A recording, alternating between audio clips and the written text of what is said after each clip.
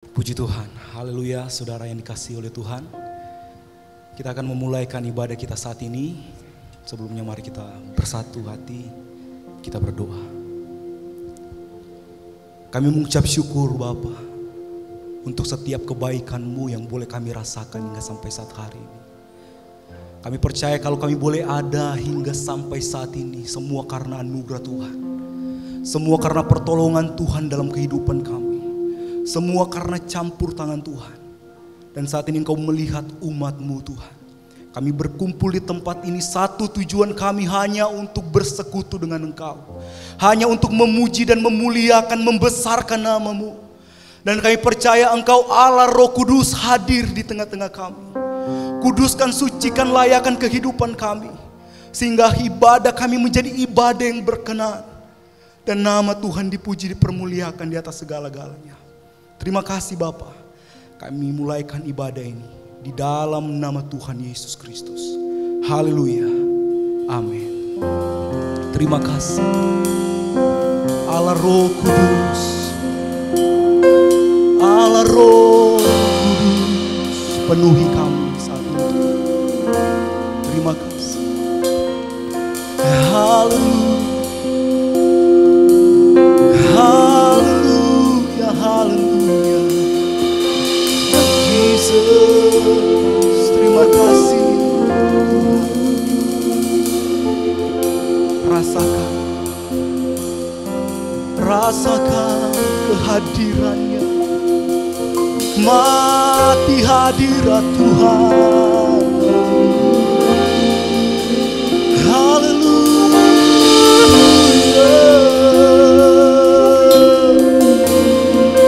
Yesus, ini hidup kami Tuhan. Ini hati kami. Kami sembah Engkau Tuhan kami. Haleluya. Haleluya. Terima kasih Allah Roh Kudus. Allah Roh Kudus. Amin. Penuhi kami. Ku rindu Kau selalu dalam hidupku. Allah Roh Kudus. Allah Roh Kudus. Ubah hatiku. Celikkanku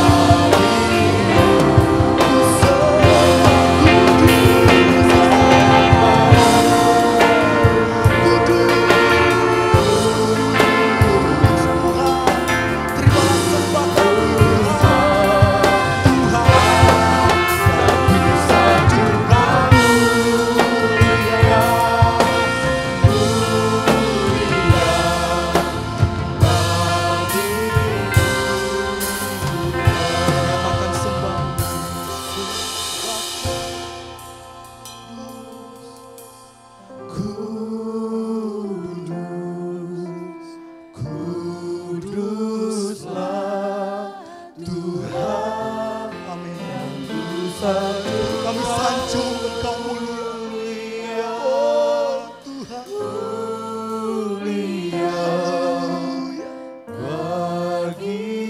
Dengan lembut katakan ku sembah kudus, Yesus. Kuduslah Tuhan, dan ku sanjung Kau mulia. Mulia bagimu, ku sembah kudus,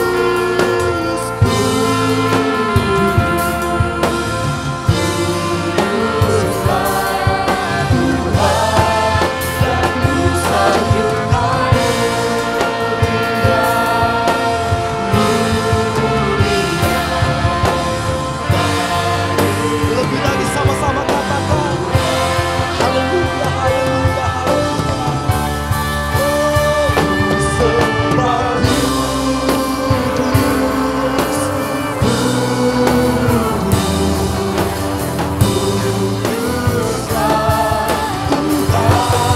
dan ku sanjung Kau mulia, mulia bagimu Tuhan, bagimu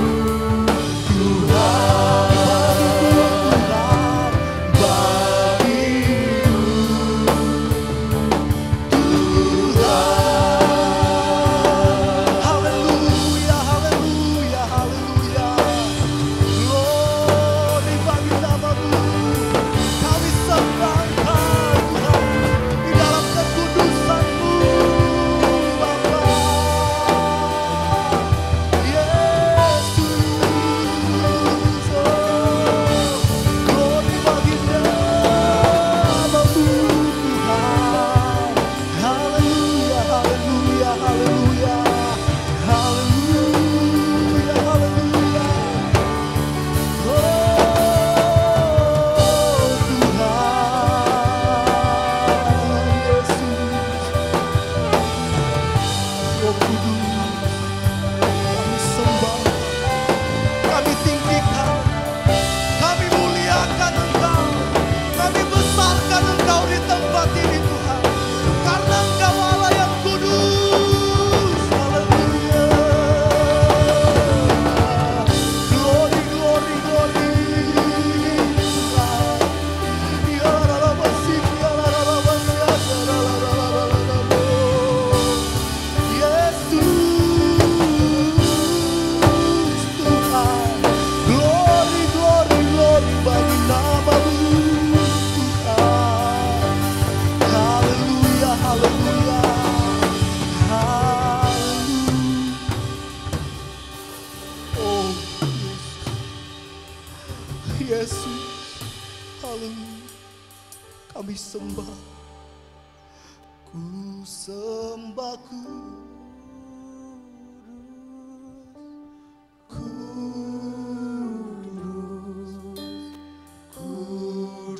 kuduslah Tuhan, ku sanjung Kau mulia, mulia bagimu Tuhan, ku sembah kudus,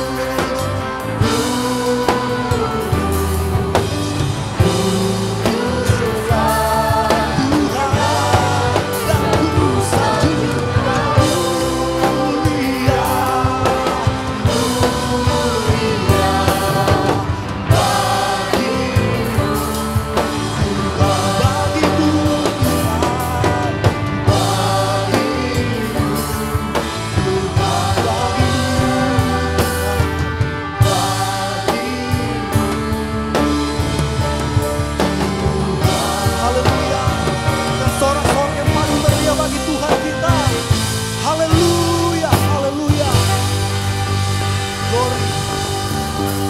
Tuhan.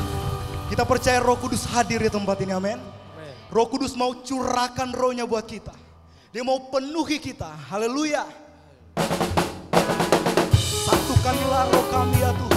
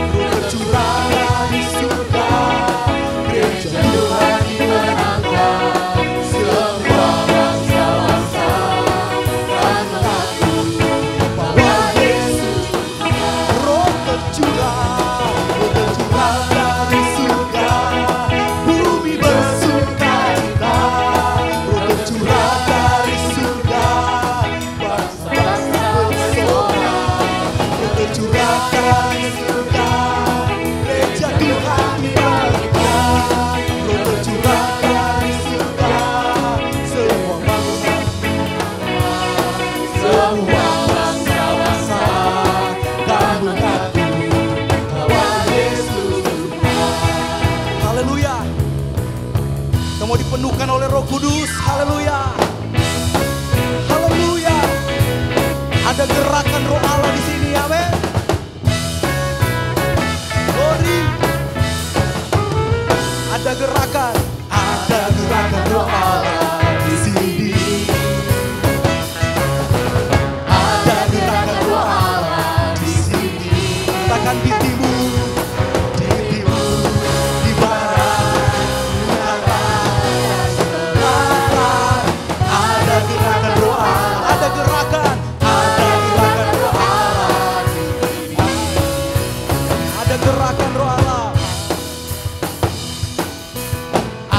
Gerakan Roh Allah di sini. Ada gerakan Roh Allah di sini. Katakan di timur, di barat, utara dan selatan. Ada gerakan Roh Allah. Ada gerakan Roh Allah di sini.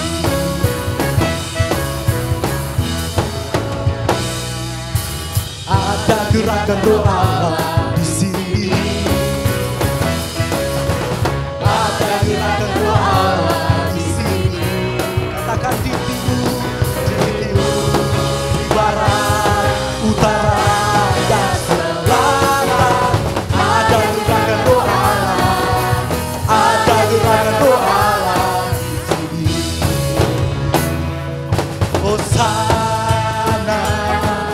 Hosana, Hosana, Hosana.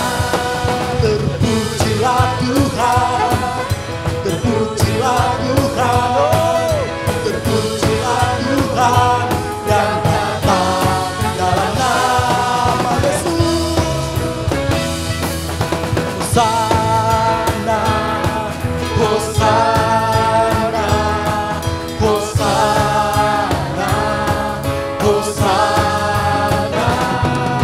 Terpujilah Tuhan, terpujilah Tuhan, terpujilah Tuhan yang datang dalam nama Yesus. Ada gerakan roh Allah, haleluya. Ada gerakan roh Allah di sini. Ada gerakan roh Allah di sini.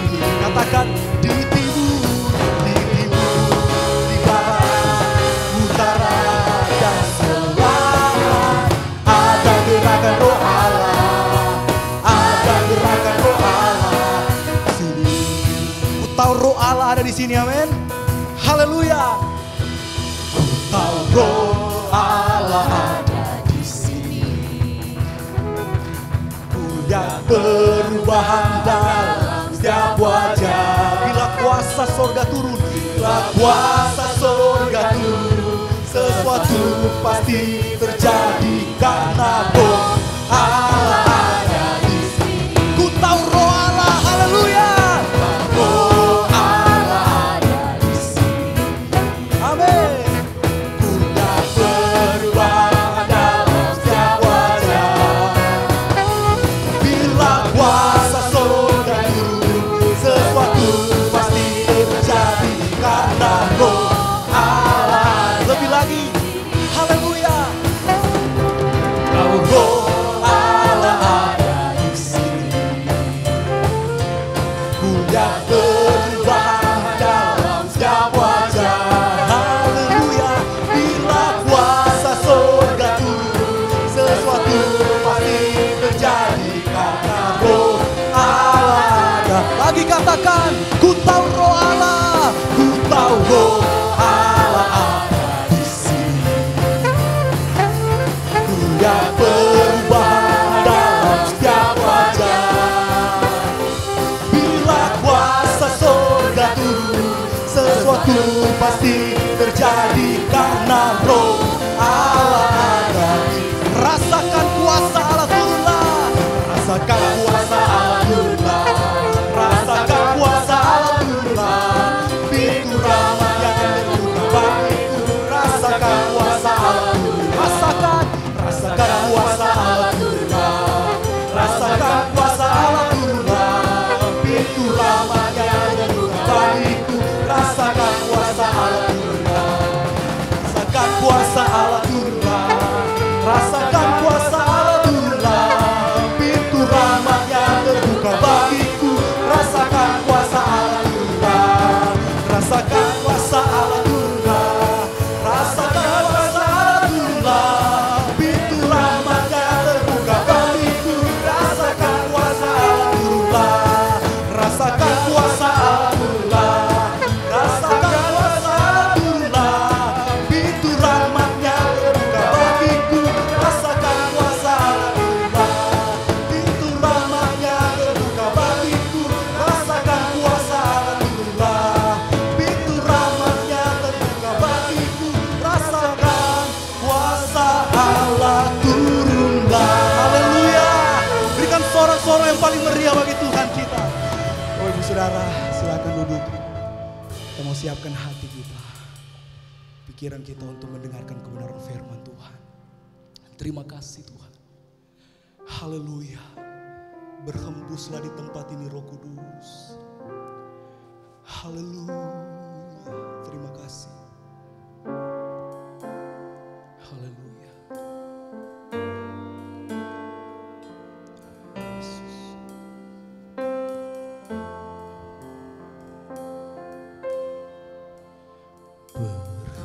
Berhembuslah Roh Kudus di tempat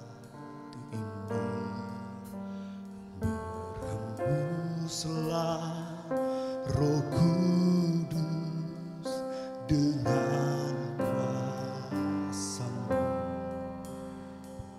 Pulihkanlah gereja-Mu di akhir zaman. Berhembuslah, berhembuslah sekarang. Urapilah kami dengan minyak baru. Penuhilah kami dengan hadirat-Mu. Kami rindu Tuhan melihat kuasa-Mu dicurahkan di tempat ini.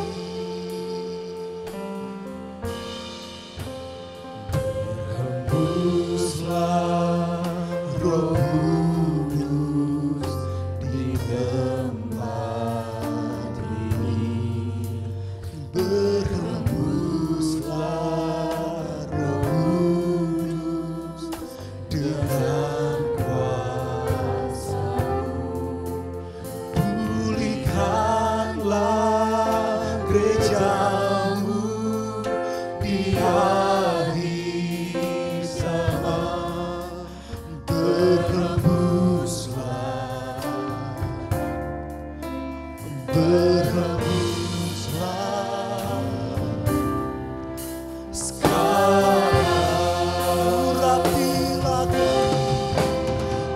Urapilah kami dengan minyak baru. Penuhilah kami dengan hadirat-Mu. Kami rindu Tuhan melihat kuasa-Mu dicurahkan di tempat ini. Urapilah kami Tuhan, urapilah kami dengan minyak baru. Penuhilah kami dengan hadirat-Mu. Kami rindu Tuhan melihat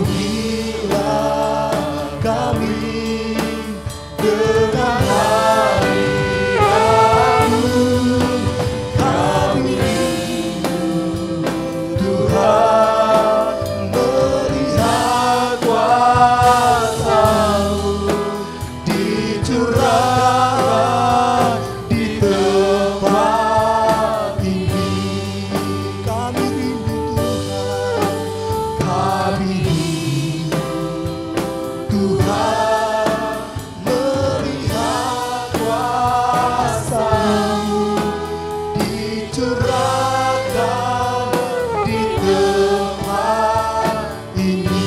Kami rindu Tuhan, kami rindu Tuhan melihat kuasa-Mu dicurahkan di tempat ini.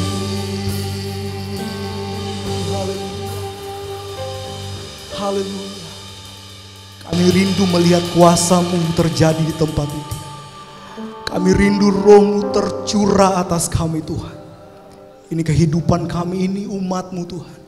Kami sudah memuji, memuliakan, membesarkan nama-Mu. Kami percaya setiap pujian penyembahan kami boleh naik menjadi sesuatu yang berbau harum di hadapan Engkau. Biarlah apa yang kami naikkan ini boleh menyenangkan hati-Mu Tuhan. Terima kasih Bapa di sorga. Dan saat ini kami rindu untuk ditaburi oleh kebenaran firman-Mu. Berbicaralah bagi kami semua saat ini. Kuduskan, sucikan, layakan kehidupan kami. Urapan Allah Roh Kudus menjadi bagian milik kehidupan kami. Bahkan hamba-Mu yang telah Engkau percayakan untuk menyampaikan kebenaran firman-Mu. Kami percaya tinggal dalam urapan Tuhan.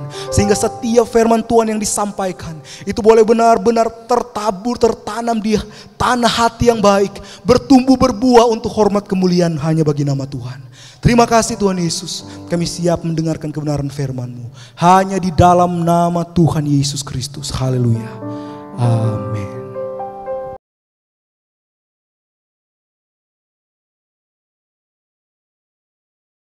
Puji Tuhan. Selamat pagi jemaat GBD Alpha Omega. Haleluya. Haleluya.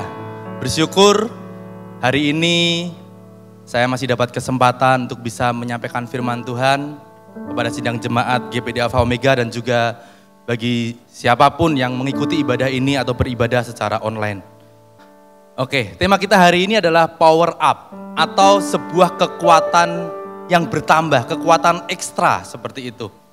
Jadi seringkali manusia, mungkin Bapak Ibu juga pernah mengalami, saat kita dalam keadaan terdesak, gitu ya, dalam keadaan terdesak, seringkali kita punya kekuatan ekstra, kekuatan untuk bekerja lebih cepat, kekuatan, kemampuan untuk bekerja lebih powerful gitu kan ya. Ya ini temanya power up. Seringkali kita punya kekuatan ekstra yang kita dapatkan saat kita berada dalam kondisi terdesak. Atau saat kita sedang dikejar oleh target, dikejar oleh deadline, benar? Yang bekerja mungkin, atau yang sedang ujian. Wih, rasanya ini soal matematika ini sulit banget, gak ada ini di buku pelajaran. Udah kurang setengah jam masih gak bisa. Tiba-tiba kurang 15 menit cepet banget, selesai.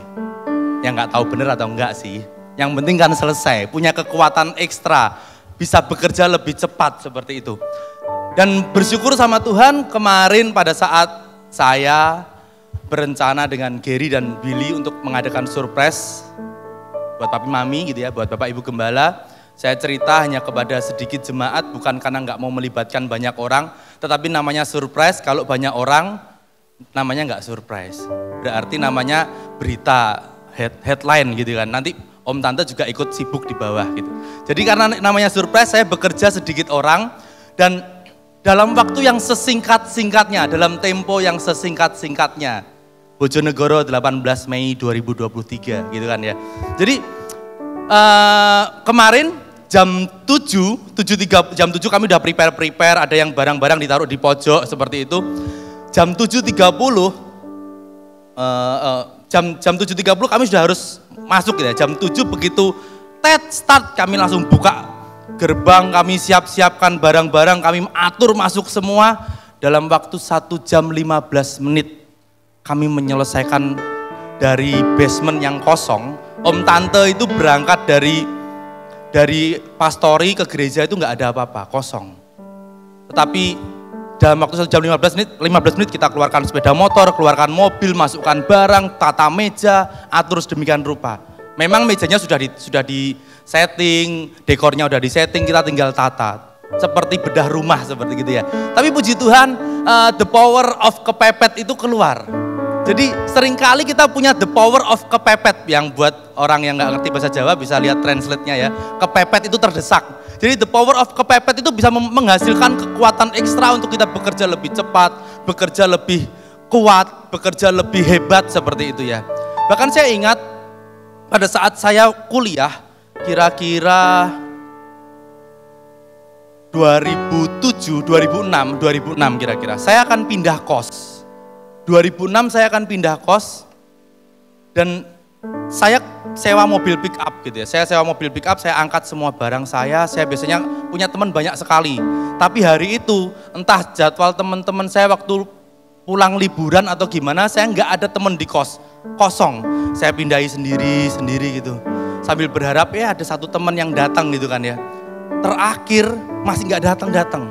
Dan saya punya PR yang besar, yaitu sebuah lemari es. Saya punya lemari es pada saat itu, saya kos sama Gary bareng-bareng. Gary nggak ada, Gary lagi kerja. Jadi lemari es satu pintu ya cukup berat untuk diangkat satu orang gitu kan ya. Lemari es satu pintu. Saya pikir ini siapa yang mau ngangkat seperti itu. Karena saya tunggu-tunggu nggak ada orang, akhirnya the power of kepepet itu keluar. Saya cari cara gimana ngangkatnya, saya cari posisi yang paling enak, akhirnya saya angkat ya.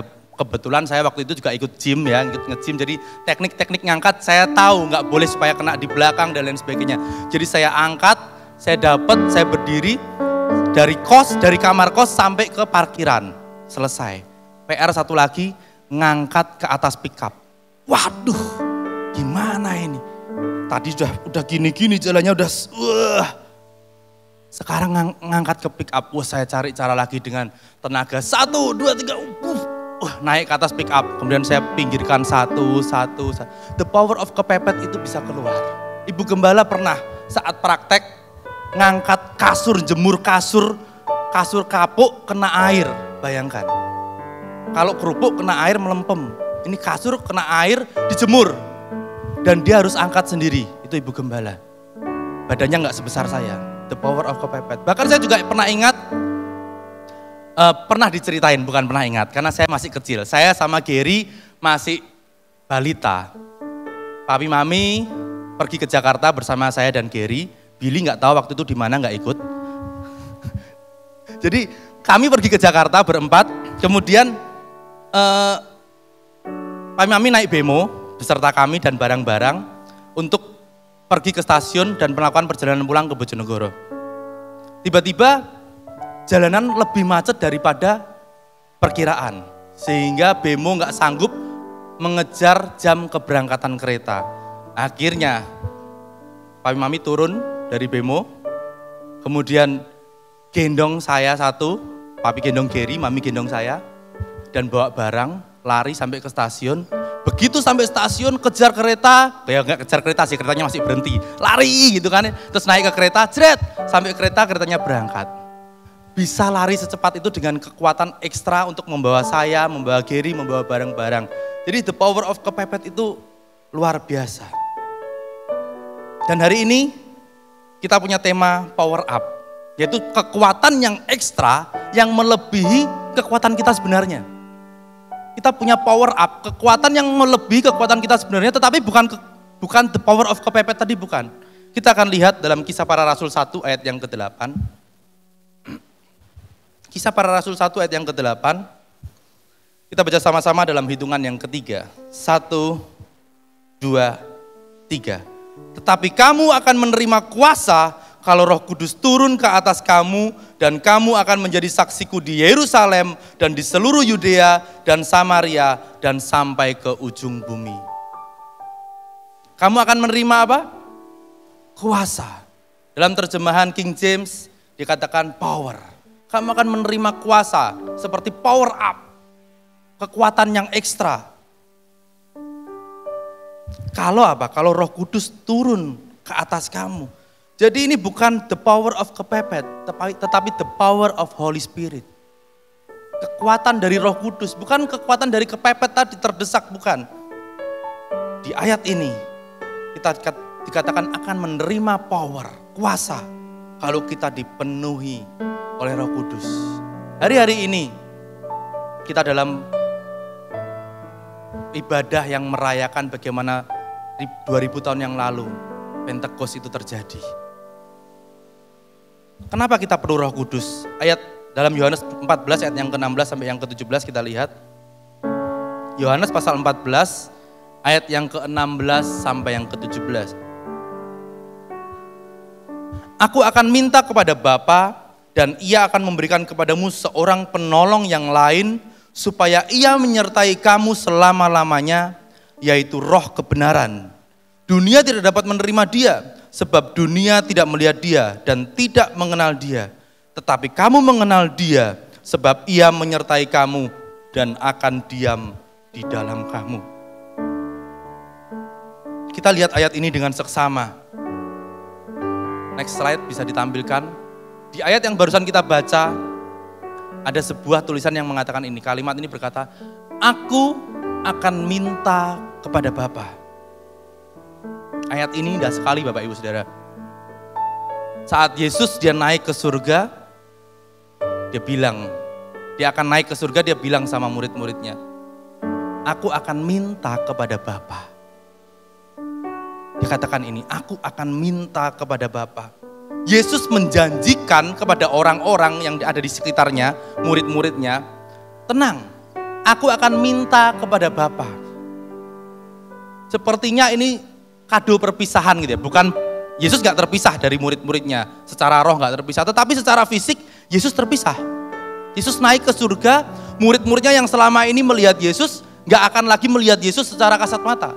Sepertinya terpisah, dan ini menjadi kado perpisahan yang Yesus berikan. Aku akan minta sesuatu kepada Bapa. Seringkali kita datang sama Tuhan, kita berdoa, kita ngaku Kristen, ya benar sih Kristen, kita ngaku anak Tuhan, tapi kita cari Tuhan hanya untuk memenuhi permintaan-permintaan kita. Kita bawa list permintaan kita, Tuhan aku sudah ikut Kau, aku mau diberkati seperti ini, aku mau kaya, aku mau lebih dari pesaingku. Permintaan kita hanya terfokus kepada hal-hal yang sifatnya duniawi. Saya nggak bilang permintaan kita buruk, enggak. Karena seringkali dalam permintaan kita berpikir supaya anakku sukses Tuhan, supaya keluargaku diberkati, nggak salah. Atau bahkan kita juga seringkali berdoa, Tuhan biarlah orang itu diselamatkan, nggak salah. Biarkan orang itu mengenal Engkau, nggak salah. Tapi saya yakin, sebagus apapun permintaan kita, tidak akan bisa sama dengan apa yang Yesus minta. Aku akan minta kepada Bapa. Wih, Yesus sudah paling tahu deh apa yang paling kita butuhkan. Aku akan minta kepada Bapa. Saat Yesus minta sesuatu untuk kita, saya yakin itu permintaan yang terbaik yang Yesus bisa berikan. Percaya? Percaya? Next. Di kalimat berikutnya ada kalimat yang mengatakan seperti ini, seorang penolong yang lain. Seorang penolong yang lain. Bahkan dikatakan juga di ayat yang tadi kita baca, supaya Ia menyertai kamu selama-lamanya, yaitu Roh kebenaran. Seorang penolong yang lain yang Dia akan menyertai engkau selama-lamanya, yaitu Roh kebenaran. Di ayat ini, di kalimat ini kita bisa melihat, kita bisa tahu kenapa Yesus memintakan Roh Kudus kepada Bapa untuk kita. Karena Yesus tahu Roh Kudus adalah penolong yang akan menolong kita, menyertai kita selama-lamanya. Dan Roh Kudus itu disediakan bagi orang-orang yang mengasihi Allah. Kita lihat 1 Korintus pasal 2 ayat yang ke-9 sampai yang ke-10. 1 Korintus pasal 2 ayat yang ke-9 ini ayat favorit, kita baca. Tetapi seperti ada tertulis, apa yang tidak pernah dilihat oleh mata dan tidak pernah didengar oleh telinga dan yang tidak pernah timbul di dalam hati manusia, semua yang disediakan Allah untuk mereka yang mengasihi Dia. Lanjut ayat yang ke-10. Karena kepada kita Allah telah menyatakan oleh Roh, sebab Roh menyelidiki segala sesuatu, bahkan hal-hal yang tersembunyi dalam diri Allah. Ayat yang ke-9 seringkali dibaca terpisah dari ayat yang ke-10. Sebagai ayat hafalan, sebagai ayat favorit, sebagai ayat pedoman. Nggak salah, tapi nggak lengkap. Ayat yang ke-9 berkata, apa yang tidak pernah dilihat oleh mata, apa yang tidak pernah didengar oleh telinga, apa yang tidak pernah timbul dalam hati. Nggak nduga, nggak nyangka, mak mendunduk muncul. Tiba-tiba muncul. Itu yang disediakan Allah bagi orang yang mengasihi Dia. Seringkali kita pakai ayat ini saat kita sedang bergumul, saat kita sedang menginginkan sesuatu.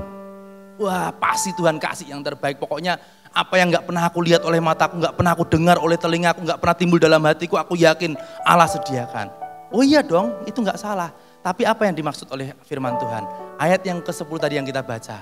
Karena kepada kita Allah telah menyatakannya oleh Roh. Roh Kudus.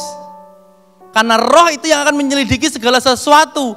Bahkan hal-hal yang tersembunyi dalam diri Allah. Apa yang disembunyikan oleh Allah, kalau ada Roh Kudus dalam diri kita, Roh Kudus yang akan menyatakan kepada kita. Makanya Roh Kudus itu penolong yang sejati.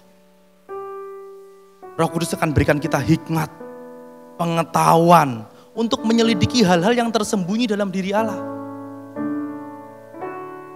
Kita perlu Roh Kudus. Next. Sebagai orang Kristen, yang paling kita butuhkan saat ini adalah Roh Kudus.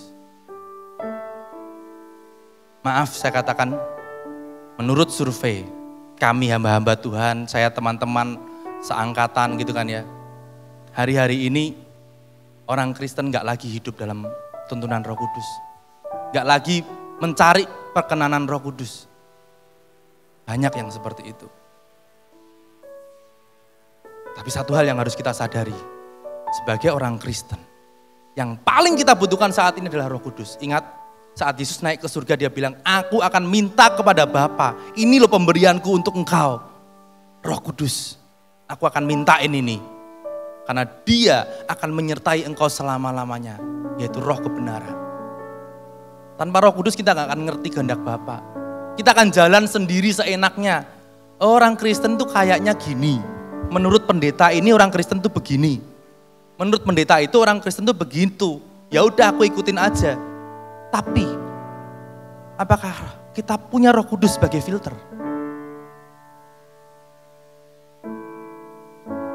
Tanpa Roh Kudus, jangan berharap kekristenan kita akan baik-baik saja.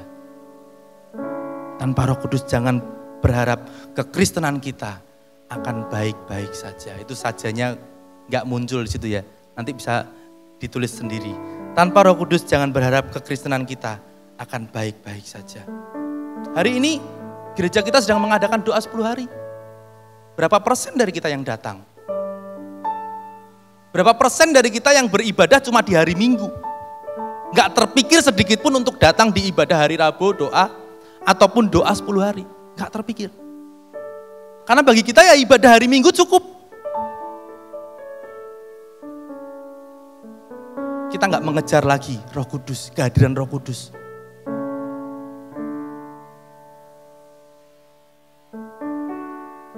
Apa yang kita lakukan ini adalah sebuah peringatan atas peristiwa yang terjadi 2000 tahun lalu di loteng Yerusalem. Next. Ya ini menurut orang Israel, ini tempat yang diperkirakan menjadi tempat berkumpulnya murid-murid Yesus. Jadi ceritanya pada saat Yesus naik ke surga, gitu kan ya. Sebelum Yesus naik ke surga ada yang berkata, kapan kau akan memulihkan bangsa Israel? Yesus bilang, soal waktu engkau gak usah bertanya. Bapa akan melakukan menurut waktu dan kuasanya. Lalu murid-murid berkumpul di sebuah loteng di Yerusalem. Jadi pulang ke Yerusalem, kemudian berkumpul di loteng sebuah rumah, diperkirakan ini. Jadi pada saat kami ke Israel, kami juga dibawa ke tempat ini, diperkirakan ini. Saya nggak tahu kebenarannya, tapi kita yakin firman Tuhan mencatat mereka berkumpul di sebuah tempat di loteng. Intinya itu. Kemudian mereka bersehati untuk berdoa. sekian waktu. Dan pada hari Pentakosta, hari yang ke-50, Roh Kudus dicurahkan. Boom. Penuh lidah-lidah api. Mereka berkata-kata dengan bahasa-bahasa asing. Dan luar biasa, Tuhan nggak asal-asalan buat mereka berbicara dengan bahasa asing, enggak. Tapi di sana ada orang-orang dari negeri-negeri, pokoknya semua bangsa itu datang berkumpul di Yerusalem. Orang-orang benar. Dan mereka menyaksikan sendiri. Mereka berkata-kata dengan bahasa kita. Jadi kalau saya ngaco pakai bahasa Thailand, Bapak Ibu Saudara yang nggak ngerti bahasa Thailand akan percaya saja kalau saya ngomong pakai bahasa Thailand. Tapi kalau ada orang Thailand yang duduk di sini, dia akan berpikir ngemeng-ngepe gitu ya. Ini orang ini ngomong apa gitu kan ya. Ngaku-ngakunya bahasa Thailand. Nah, tetapi saat ada orang-orang asing di sana berarti mereka memverifikasi bahasa yang diucapkan oleh murid-murid yang dipenuhi oleh Roh Kudus tadi. Ini luar biasa. Nah, seringkali kita berpikir doa 10 hari itu nggak perlu dilakukan. Itu sudah nggak zamannya lah untuk doa 10 hari. Kenapa? Karena pencurahan Roh Kudus itu sudah dilakukan 2000 tahun yang lalu, bukan sekarang. Seringkali ada orang yang berpendapat seperti itu. Saya katakan, itu salah. Loh, kok salah gimana? Bukannya Roh Kudus sudah mulai bekerja 2000 tahun yang lalu? Salah. Roh Kudus bukan hanya mulai bekerja 2000 tahun yang lalu. Roh Kudus bahkan sudah bekerja sejak di perjanjian lama. Bahkan sejak penciptaan, awal mula penciptaan langit dan bumi. Di situ sudah tercatat tentang pekerjaan Roh Allah. Kita lihat Kejadian pasal 1 ayat 1 sampai yang kedua. Kejadian pasal 1 ayat yang pertama sampai yang kedua kita lihat. Pada mulanya Allah menciptakan apa? Saya nggak dengar ada orang di sini. Pada mulanya Allah menciptakan langit dan bumi. Bumi belum berbentuk dan kosong. Gelap gulita menutupi samudera raya. Dan apa? Sekali lagi lebih keras dan apa? Roh Allah melayang-layang di atas permukaan air. Kejadian pasal berapa? 1. Kitab kita dimulai dari kitab apa? Kejadian menceritakan tentang awal mulanya terciptanya bumi. Dan ini pasal yang pertama, bahkan ayat yang pertama menyinggung tentang pekerjaan Roh Allah. Jangan berpikir Roh Kudus baru mulai kerja 2000 tahun yang lalu di loteng Yerusalem. Sejak penciptaan, Roh Kudus sudah bekerja. Tetapi murid-murid berkumpul di satu tempat untuk menanti-nantikan janji Allah. Kenapa Yesus berkata, aku akan meminta Roh Kudus kepada Bapa? Kenapa murid-murid disuruh berkumpul berdoa dengan setia? Bukankah Roh Kudus sudah bekerja sejak awal? Artinya, Roh Kudus, penolong itu, dia akan diberikan kepada orang-orang yang benar-benar haus. Kepada orang yang benar-benar ngerti, aku butuh penolong. Aku gak bisa sendiri. Menjadi orang Kristen ternyata bukan hal sepele. Aku butuh Roh Kudus.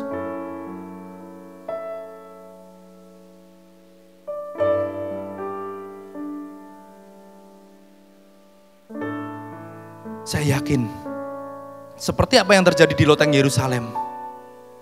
Saat murid-murid berkumpul, ada Ibu Yesus di sana, ada perempuan-perempuan juga yang berkumpul berdoa. Mereka gak pernah menyangka, tiba-tiba Roh Allah dicurahkan begitu besar. Bekerja luar biasa. Dan kalau kita melakukan hal yang sama, dengan artian kita menantikan Roh Kudus dengan haus, Roh Kudus itu akan dicurahkan begitu luar biasa.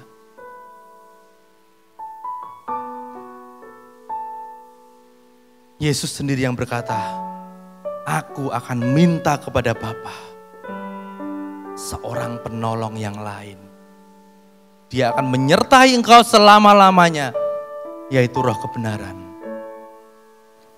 Sekarang kita akan lihat bagaimana Allah memperlengkapi manusia biasa dengan Roh Kudus untuk melakukan pekerjaan-pekerjaan hebat. Saya sengaja ambil contoh-contoh yang ada di perjanjian lama. Padahal di perjanjian baru setelah peristiwa loteng Yerusalem, dampaknya luar biasa. Petrus berkhotbah 3.000 jiwa bertobat, baptis, berkhotbah lagi, ribuan jiwa lainnya datang. Tapi saya mau ambil contoh-contoh yang di perjanjian lama, yang membuka mata kita bahwa Roh Kudus itu bukan Allah yang bekerja setelah Yesus terangkat ke surga, tetapi dia sudah bekerja sejak awal. Keluaran pasal 35 ayat yang ke-30 sampai yang ke-31. Next, Keluaran pasal 35. Ya, ini tentang Besaleel, kita bisa lihat Keluaran pasal 35 ayat yang ke-30 sampai yang ke-31. Berkatalah Musa kepada orang Israel, lihatlah Tuhan telah menunjuk Besaleel bin Uri bin Hur dari suku Yehuda dan telah memenuhinya dengan roh Allah, dengan keahlian, pengertian, dan pengetahuan dalam segala macam pekerjaan. Berkatalah Musa kepada orang Israel, lihat Tuhan telah menunjuk Besaleel dan telah memenuhinya dengan roh Allah. Jadi ceritanya pada saat bangsa Israel akan membuat kemah, tempat kediaman bagi Allah. Allah gak mau sembarangan. Ada detail-detail yang Allah berikan kepada Musa. Mulai dari bahannya, bentuknya, ukurannya, posisinya, semua Tuhan atur detail. Gak gampang, sulit. Tapi seorang yang bernama Besaleel dengan temannya namanya Aholiab, mereka bisa mengerjakan semua yang diminta oleh Allah. Persis, karena apa? Karena Allah telah memenuhi Besaleel dengan roh Allah.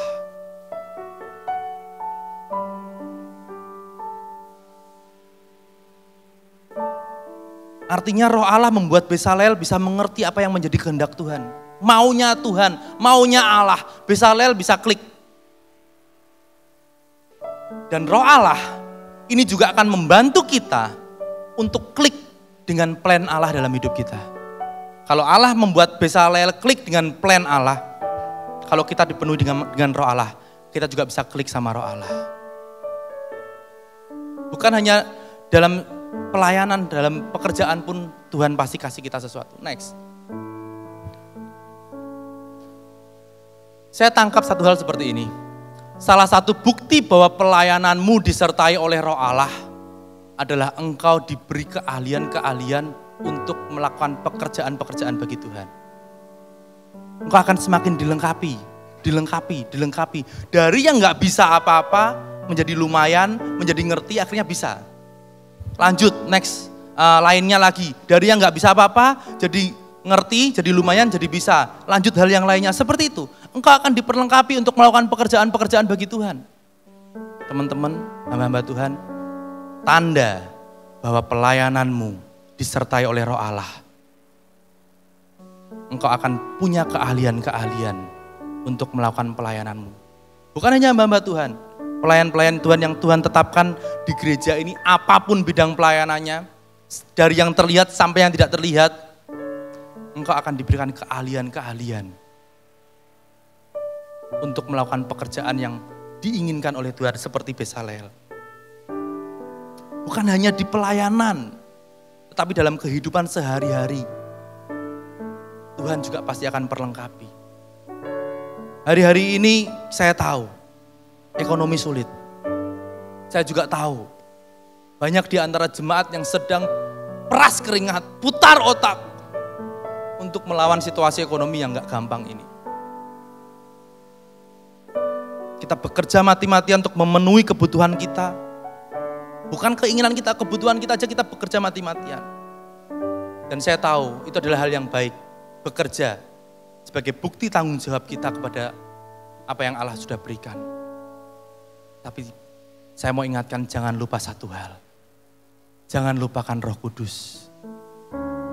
Jangan lupakan Roh Kudus dalam pekerjaanmu. Roh Kudus bukan hanya sesuatu yang kita butuhkan saat kita di gereja saja, enggak. Justru Roh Kudus itu kita butuhkan saat kita ada di luar gereja sana.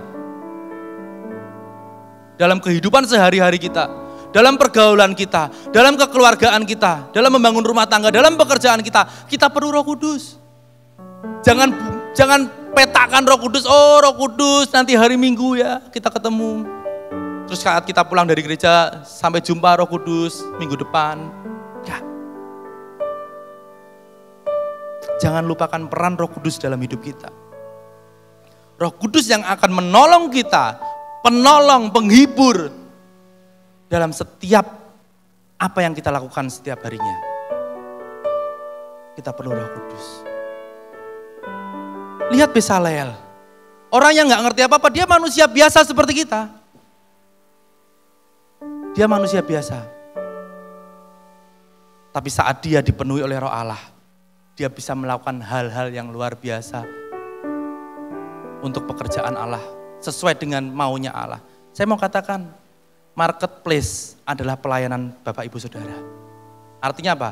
Pekerjaan yang Bapak Ibu Saudara terima adalah tempat pelayanan yang Tuhan percayakan untuk Bapak Ibu Saudara. Kita semua itu harus melayani. Rumah tangga yang Tuhan percayakan adalah tempat pelayanan Bapak Ibu Saudara. Lingkungan yang Tuhan percayakan untuk berteman adalah tempat pelayanan Bapak Ibu Saudara. Khususnya di marketplace. Bapak Ibu Saudara akan diperlengkapi dengan keahlian-keahlian untuk menjadi yang paling hebat. Bukan untuk menonjolkan diri, tapi apa? Untuk menyatakan kebesaran Allah di sana. Dan pelayanan Anda bisa dimulai di sana. Kalau Anda dipenuhi oleh Roh Allah. Kita lanjut satu contoh lagi, next. Namanya, stop sampai sini dulu. Namanya adalah Simson. Di contoh yang kedua ini kita akan belajar sama-sama tentang Simson. Sudah banyak yang tahu cerita tentang Simson ya, kalau Besaleel mungkin nggak banyak. Simson ini adalah seorang anak dari Manoah, gitu ya, Manoah dan istrinya. Jadi Alkitab mencatat bahwa Manoah ini seharusnya mandul, dia nggak punya anak, tetapi tiba-tiba malaikat Tuhan datang dan berkata sama istri Manoah, engkau akan mengandung dan engkau akan melahirkan seorang anak. Bahkan malaikat Tuhan mengatakan bahwa anak yang engkau kandung ini akan menjadi nazir Allah. Artinya nazir Allah itu sesuatu yang dikhususkan untuk melakukan pekerjaannya Allah. Dikhususkan, nazir Allah ini dikhususkan. Jadi karena Simson dikhususkan, sejak hamil istri Manoah sudah nggak boleh, seorang nazir itu peraturannya nggak boleh minum anggur, nggak boleh minum sesuatu yang berasal dari cuka anggur atau biji anggur dan lain sebagainya, pokoknya nggak boleh. Termasuk salah satunya adalah nggak boleh, pada saat itu Simson setelah lahir dia nggak boleh potong rambut. Rambutnya nggak boleh terkena pisau cukur sedikit pun. Jadi dia gondrong, badannya besar dia gondrong, kira-kiranya seperti ini penampakannya. Next. Loh, salah. Biar nggak tegang gitu ya. Dari tadi kayaknya tegang banget. Ya bukan, ini bukan Simson, maaf, salah input gambar. Ini bukan Simson, cuma gondrong. Ya ini Simson, seperti ini. Jadi kita lihat kisah lanjut dari Simson. Jadi ceritanya Simson ini pada satu saat dia sudah mulai tumbuh dewasa. Dia tumbuh dewasa, mulai remaja, kemudian dewasa, mulai ada benih-benih cinta monyet gitu kan ya, sampai cinta King Kong. Ya, mulai tumbuh cinta-cinta itu. Nah, satu saat dia melakukan perjalanan di Timna dan dia jatuh cinta sama seorang perempuan Filistin. Kemudian dia pulang sama papa mamanya, "Bapak, Ibu." Terus mulai, "Kenapa kamu kok malu-malu gitu? Kayaknya kamu jatuh cinta ya." "Ya nih, ada perempuan di Timna, seorang perempuan Filistin. Ayo dong pergi ke sana, ambil dia jadi istriku." Seperti itu. Singkat cerita, mereka berangkat pergi ke Timna, seperti itu kan ya. Singkat cerita seperti itu. Nah, pada saat orang tua Simson dan Simson ini berangkat ke Timna, dalam sebuah perjalanan Simson sedang menyendiri, ada singa yang sedang menyerang Simson. Kemudian Simson robek gitu kan, robek mulut singa itu. Sehingga singa itu kalah sama Simson. Nah, disitulah ada sesuatu yang hebat yang terjadi. Kita lihat Hakim-Hakim 14 ayat yang ke-5 sampai yang ke-6. Hakim-Hakim 14 ayat yang ke-5 sampai yang ke-6. Lalu pergilah Simson beserta ayahnya dan ibunya ke Timna. Ketika mereka sampai ke kebun-kebun anggur di Timna, maka seekor singa muda mendatangi Simson dengan mengaum. pada waktu itu berkuasalah roh Tuhan atas dia, sehingga singa itu dicabiknya seperti orang mencabik anak kambing tanpa apa-apa di tangannya. Tetapi tidak diceritakannya kepada ayahnya atau ibunya apa yang dilakukannya itu. Jadi di ayat ini kita melihat bahwa saat itu roh Tuhan berkuasa atas Simson dan tiba-tiba Simson punya power up gitu kan. Simson punya kekuatan yang ekstra. Jerak, dia buka mulut singa seperti mulut anak kambing. Tanpa apa-apa di tangannya, tangan kosong. Dia jauh lebih kuat dari singa. Roh Tuhan berkuasa atas Simson. Dan itu adalah saat pertama kali Simson merasakan, wih, jangan-jangan aku manusia super. Dia coba-coba gini. Oh, bukan, aku bukan Spider-Man.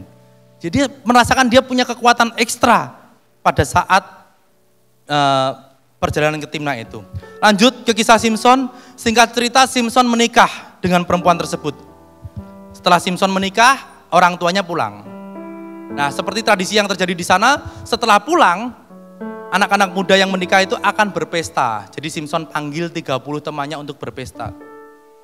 Dan di tengah pesta itu, Simson memberikan sebuah pertanyaan kepada teman-temannya. Kita lihat ayat dalam Hakim-Hakim 14 ayat yang ke-12 sampai yang ke-13. Kata Simson kepadanya, aku mau mengatakan suatu teka-teki kepada kamu. Jika kamu dapat memberi jawaban yang tepat kepadaku, jawabnya yang tepat kepadaku dalam 7 hari selama perjamuan ini berlangsung dan menebaknya, maka aku akan memberikan kepadamu 30 pakaian lenan dan 30 pakaian kebesaran. Tetapi jika kamu tidak dapat memberi jawabnya kepadaku, maka kamulah yang harus memberikan 30 pakaian dalam 30 pakaian dalam dan 30 pakaian kebesaran kepadaku. Kata mereka kepadanya, katakanlah teka-tekimu itu supaya kami dengar. Jadi kisah Simson ini sepertinya lucu-lucu gitu ya. Sama cinta, kemudian pertanyaan-pertanyaan nggak masuk di akal gitu ya. Saya nggak bahas tentang apa yang menjadi pertanyaannya. Tetapi singkat cerita, Simson memberikan pertanyaan kepada teman-temannya dan sampai pada mendekati hari ke-7, teman-temannya belum mendapatkan jawabannya. Kemudian teman-temannya mulai cari akal licik. Dia panggil istri Simson, dia bilang gini, kalau kamu nggak beritahu jawabannya sama aku, nggak carikan jawabannya sama Simson, kemudian memberitahukan kepada kami, aku akan membakar rumah ayahmu. Wah, diancam seperti itu. Akhirnya istrinya tertekan, kemudian mulai merayu-rayu Simson. Abang Simson, abang ganteng deh gitu. Rambutnya panjang, kuat gitu. Jadi mulai dirayu-rayu supaya memberikan jawaban. Nggak bisa, gagal, dirayu lagi, akhirnya Simson luluh dan diberikan jawaban kepada perempuan Timnah tadi. Akhirnya perempuan ini memberikan jawabannya kepada teman-teman Simson. Dan akhirnya teman-teman Simson bisa menjawab. Setelah teman-teman Simson bisa menjawab, berarti Simson harus bertanggung jawab atas apa yang sudah dikatakan, memberikan hadiah kepada teman-temannya sesuai dengan janjinya. Kita lihat bagaimana Simson mencari hadiah itu. Hakim-Hakim 14 ayat yang ke-19. Hakim-Hakim 14 ayat yang ke-19. Maka berkuasalah roh Tuhan atas dia, lalu pergilah ia ke Askelon dan dibunuhnya 30 orang di sana. Diambilnya pakaian mereka dan diberikannya pakaian-pakaian kebesaran itu kepada orang-orang yang dapat memberi jawab teka-teki itu. Tetapi amarahnya masih juga bernyala-nyala, lalu pulanglah ia ke rumah ayahnya. Jadi Simson sangat marah dengan apa yang dilakukan oleh teman-temannya dan juga istrinya. Dia marah. Kemudian dia mencari cara bagaimana untuk memenuhi janjinya. Dia pergi ke Askelon dan dia dipenuhi oleh roh Tuhan. Di sana dia membantai orang-orang Askelon 30 orang. Kemudian diambil pakaian-pakaiannya untuk diberikan sebagai hadiah. Nah, jadi roh Tuhan berkuasa atas Simson dan sekali lagi kita melihat Simson punya kekuatan ekstra untuk menghadapi tantangan-tantangan yang ada di hadapannya. Nah, itu cerita tentang Simson yang dipenuhi oleh roh Tuhan. Tetapi cerita ini belum berakhir. Kemudian satu saat orang Filistin ini marah sama Simson. Simson membantai habis orang Filistin. Kemudian Simson dicari sama orang Filistin. Orang Filistin turun sampai ke Yehuda, artinya ke tempat perkemahan orang Israel, dan berusaha membalas apa perbuatan Simson. Orang Yehuda ketakutan, sehingga orang-orang Yehuda ini pergi mencari Simson. Simson, orang Filistin akan membalaskan apa yang menjadi perbuatanmu. Kemudian mereka akhirnya negosiasi, orang Yehuda mengikat Simson. mengikat Simson untuk diserahkan kepada orang Filistin. Diikat kepada orang Filistin. Akhirnya Simson diberikan kepada orang Filistin dan kita akan lihat kisah dari kelanjutan Simson ini. Hakim-Hakim 15 ayat yang ke-14 sampai yang ke-16. Setelah ia sampai ke Lehi dan orang-orang Filistin mendatangi dia dengan bersorak-sorak, maka berkuasalah roh Tuhan atas dia dan tali-tali pada tangannya menjadi seperti batang rami yang telah habis dimakan api dan segala pengikatnya hancur tanggal dari tangannya. Kita bisa melihat lanjutannya ayat yang ke-15 dan 16. Kemudian ia menemui sebuah tulang rahang keledai yang masih baru, diulurkan tangannya, dipungutnya dan dipukulnya mati 1.000 orang dengan tulang itu. Berkatalah Simson, dengan rahang keledai bangsa keledai itu kuhajar, dengan rahang keledai 1.000 orang kupukul. Sekali lagi kita melihat kisah di mana Simson dipenuhi oleh roh Allah, roh Tuhan. Dia diikat sedemikian rupa, dia diserahkan, tetapi dia bisa menghancurkan semuanya, bahkan dia menemukan sebuah rahang keledai dan dengan rahang keledai itu dia menghancurkan bangsa keledai, bangsa yang bengal, bangsa yang degil, seperti itu. Saat Simson dipenuhi oleh roh Tuhan, ini poinnya. Saat Simson dipenuhi oleh roh Tuhan, dia punya kekuatan ekstra untuk melakukan pekerjaan Tuhan. Sepertinya kisah Simson ini lucu. Semua dia kait-kaitkan dengan percintaannya, dengan kisah percintaannya. Tapi sebenarnya inilah memang panggilan Simson seperti ini. Bukan untuk membangun kisah cinta, bukan. Tetapi Simson diizinkan untuk menikah dengan perempuan Filistin. Karena Simson memang dipakai untuk mencari gara-gara dengan orang Filistin. Sehingga orang Filistin marah mencari Simson, kemudian dihancurkan sama Simson. Simson cari gara-gara lagi, Simson menghancurkan orang Filistin lagi. Memang seperti itu. Panggilan Simson memang untuk menghancurkan orang Filistin. Karena pada saat itu bangsa Israel sedang dikuasai oleh bangsa Filistin. Dan Simson dipanggil, dilahirkan melalui istri rahim istri Manoah untuk menjadi pembebas bangsa Israel. Tapi sayangnya satu titik Simson gagal. Dia lupa bahwa kekuatan yang dia punya itu berasal dari roh Tuhan yang menyertai dia. Dia jatuh cinta sama perempuan lain yang bernama Delila, dirayu-rayu, setelah sekian lama akhirnya dia menceritakan, sebenarnya kekuatanku ini berasal dari rambutku yang gak pernah kena pisau cukur. Dan akhirnya dia menceritakan itu kepada Delila dan Delila mencari cara untuk memotong habis rambut Simson. Simson lupa, dia pikir dia kuat. Dia lupa, tanpa penyertaan roh Tuhan dia manusia biasa. Dia lupa. Akhirnya di kelanjutan kisah Simson, saya nggak menemukan lagi cerita kisah yang menceritakan di mana roh Tuhan berkuasa atas Simson lagi. Walaupun di akhir kehidupannya dia bertobat, tapi nggak tercatat lagi roh Tuhan berkuasa atas Simson. Simson lupa bahwa kekuatannya itu berasal dari penyertaan roh Tuhan. Dari kisah Simson ini kita bisa belajar dua hal. Yang pertama,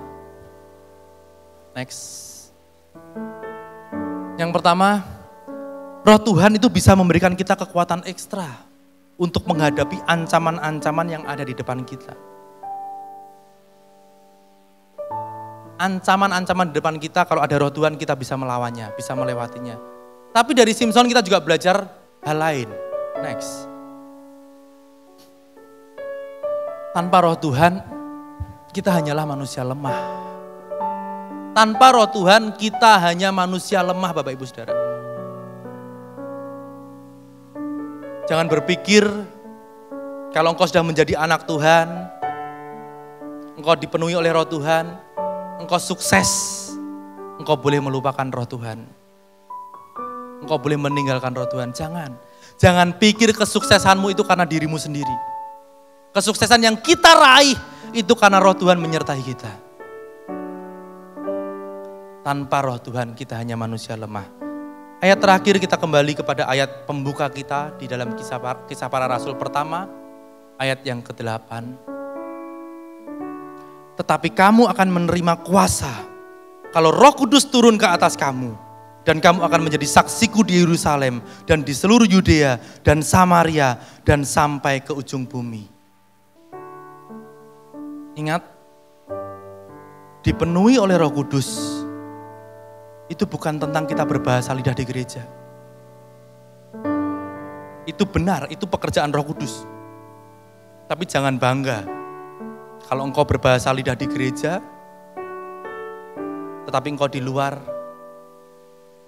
engkau berbahasa sama dengan orang-orang yang di luar. Bahasamu bukan bahasa kasih. Bahasa kita bukan bahasa kasih. Percuma. Tetapi dipenuhi Roh Kudus, itu berarti menerima kuasa, power up. Dan kalau kita punya kuasa, kita bisa mengerjakan apa yang menjadi kehendak Tuhan dalam diri kita. Kita bisa menjadi saksi tentang kebesaran Tuhan dalam hidup kita. Di rumah, di lingkungan, di pekerjaan, dimanapun. Menjadi saksi Tuhan bukan hanya di gereja, Bapak Ibu Saudara. Ingat, tugas kita tidak menjadi Kristen di gereja. Tugas kita menjadi Kristen di luar sana. Menjadi Kristen artinya punya karakter Kristus, ada Roh Kudus, tapi di luar sana. Kalau di sini saya yakin semua Kristen di luar sana miliki karakter Kristus, miliki hidup yang berbeda. Seperti Besaleel yang dipenuhi oleh Roh Tuhan dan diperlengkapi dengan keterampilan-keterampilan. Saat kita dipenuhi sama Roh Tuhan, kita akan dipenuhi dengan keterampilan-keterampilan yang Tuhan berikan untuk menjadi sarana pelayanan. Di pekerjaan pun seperti yang saya katakan tadi. Dan seperti Simpson yang dipenuhi Roh Tuhan dan dia punya kekuatan super untuk mengalahkan semua tantangan, semua masalah yang ada. Kita juga punya kekuatan yang sama kalau kita dipenuhi oleh Roh Tuhan. Tantangan apapun, tantangan ekonomi, tantangan keluarga, tantangan lain-lain, kita bisa berjalan kalau kita punya Roh Tuhan, Roh Kudus. Dan satu hal yang gak boleh kita lupakan, tanpa Roh Kudus kita tidak bisa berbuat apa-apa. Hari ini momen yang tepat. Rangkaian doa 10 hari masih belum berakhir. Apakah kita hanya menjadi orang Kristen yang beribadah di hari Minggu? Apakah tidak ada sedikit pun kerinduan di dalam hati kita untuk berdoa, untuk menyembah Tuhan? Apakah tidak ada sedikit pun di dalam hati kita kerinduan untuk dipenuhkan oleh Roh Kudus? Bangun komitmenmu. Tanpa Roh Kudus, walaupun kita Kristen, kita lemah. Tapi dengan Roh Kudus, Dia akan membuat kita menjadi manusia super yang berbeda.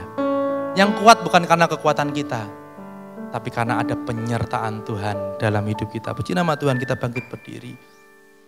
Haleluya, Yesus.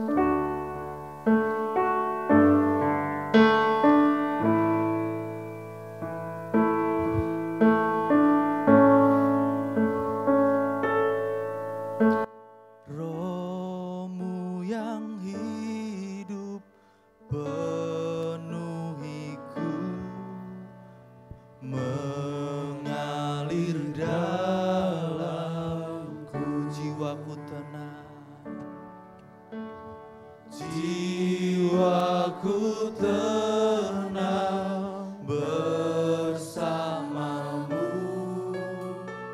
dalam naunganmu.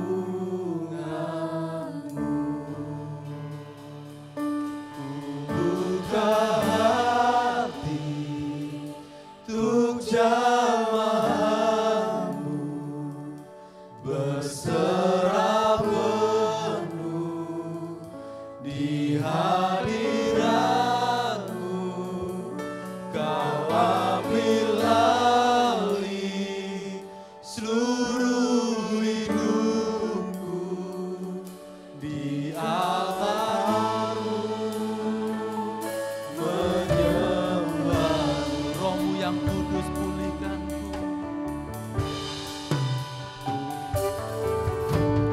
Roh-Mu yang kudus pulihkanku. Engkaulah damai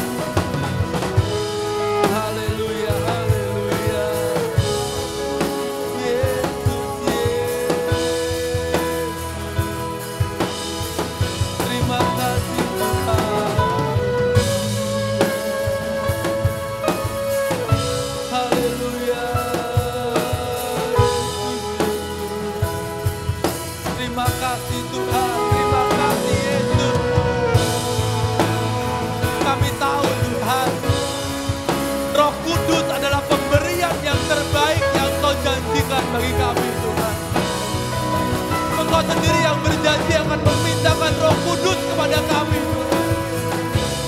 Dan hari ini Tuhan, ampuni kami Tuhan.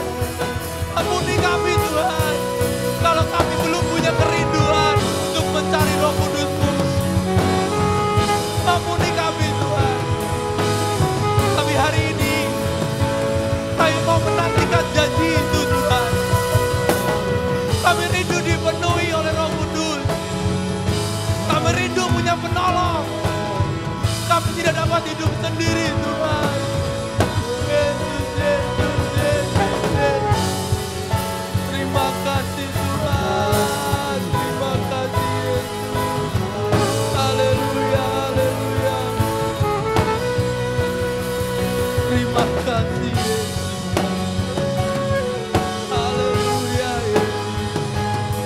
Terima kasih Tuhan. Terima kasih Yesus.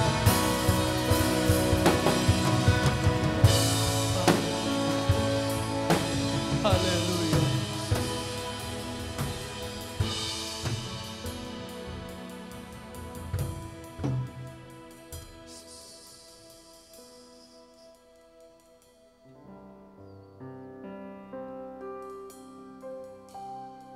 Peganglah tanganku Roh Kudus, setiap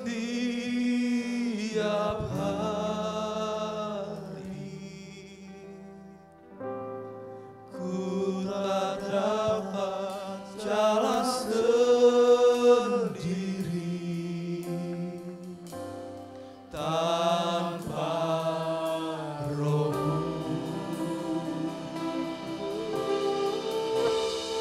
bawalah diriku kepada segala kebenaran, agar ku tidak tersesat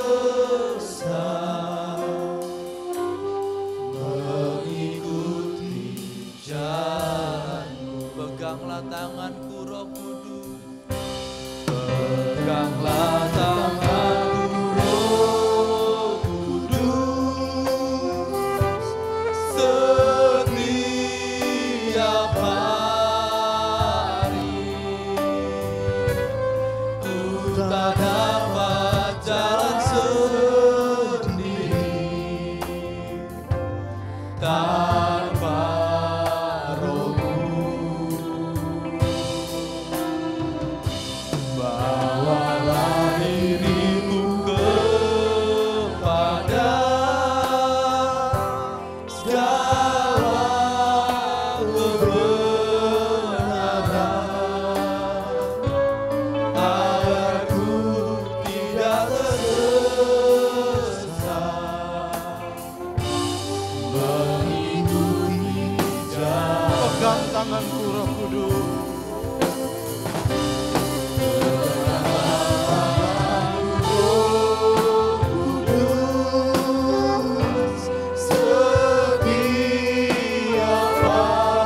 Pegang tanganku Roh Kudus setiap hari.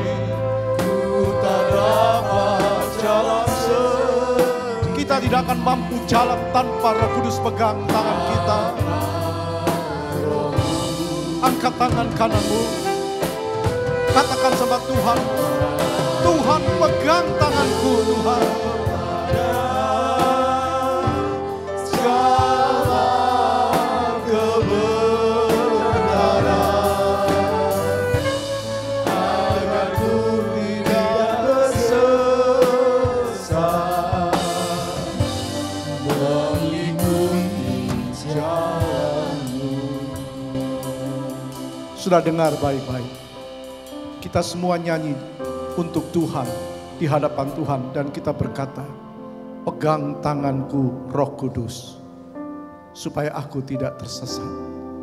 Kalau kita berkata Roh Kudus pegang tanganku, maka kita memberikan otoritas Roh Kudus menuntun langkah kita. Artinya bukan kita lagi, tapi Roh Kudus. Roh Kuduslah yang menuntun langkah-langkah kita sehingga kita tidak tersesat. Roh Kudus yang membuat kita memuliakan Tuhan.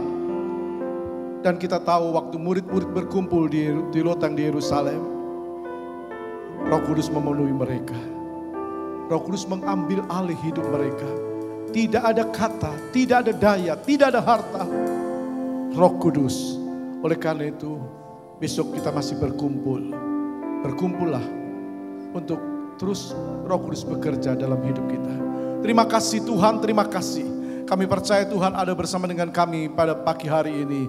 Tuhan berkati kami, terus berkati kami, terus berkati kami. Supaya kami menjadi terang dan berkat bagi banyak orang. Terpujilah Engkau Tuhan. Engkau memberkati setiap kami. Kami percaya Tuhan, kalau kami pulang dengan diberkati dan terus menjadi berkat. Menjadi terang-Mu, menjadi garam dunia. Dan lakukan hal-hal yang memuliakan Tuhan.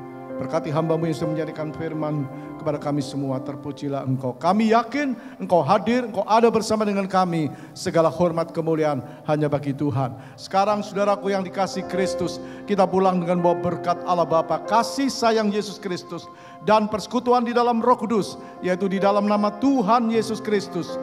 Hari ini sampai Maranatha, Tuhan datang yang kedua kali. Semua yang percaya katakan amin.